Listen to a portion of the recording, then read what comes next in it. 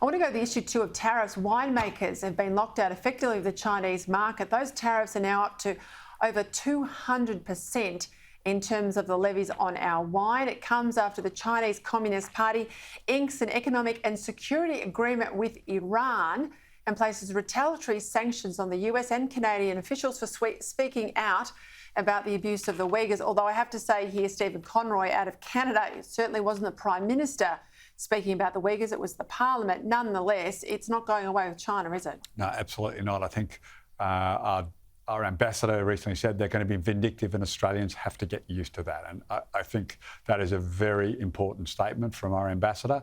He wouldn't have said those words without careful consideration and knowing that the government were supportive of him saying them. I think Australians will need to understand the Chinese intend to continue to be vindictive because we will not kowtow to them. We will not allow them to just dictate to us what we say and we think as they do to their own people. Well, what do you make then, Stephen Conroy, of the move of Dutton, Peter Dutton, into defence at a time we need a strong defence minister? Look, I think that's a very... If there was one really important thing for Australia, I think that Dutton being in there now will send a very, very strong message. He needs to get on top of a number of issues around submarines, around frigates, around the F-35s. I mean, there's reports that we're having to cut back on the amount of hours they can fly. I mean, these are disturbing stories and people inside defence need to be held to account for it because Australia is clearly looking underprepared for any sort of tension in and around the South China Sea.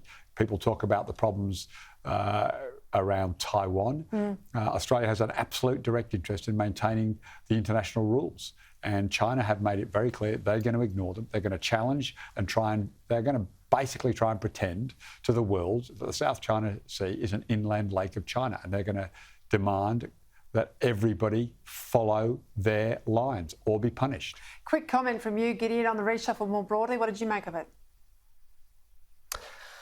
Look, I think, I don't know, Peter. I mean, Karen Andrews for Home Affairs Minister. I don't think she's somebody that set the world on fire in her previous portfolios. I think that what I couldn't get past today was the announcement and this line coming from the Prime Minister about having a Prime Minister for women. I think that the more, this issue for Morrison is like quicksand. The more he moves, the more it pulls him down. And he needs to somehow shut up about it because talking about it some more and playing the identity politics game isn't doing him any favours.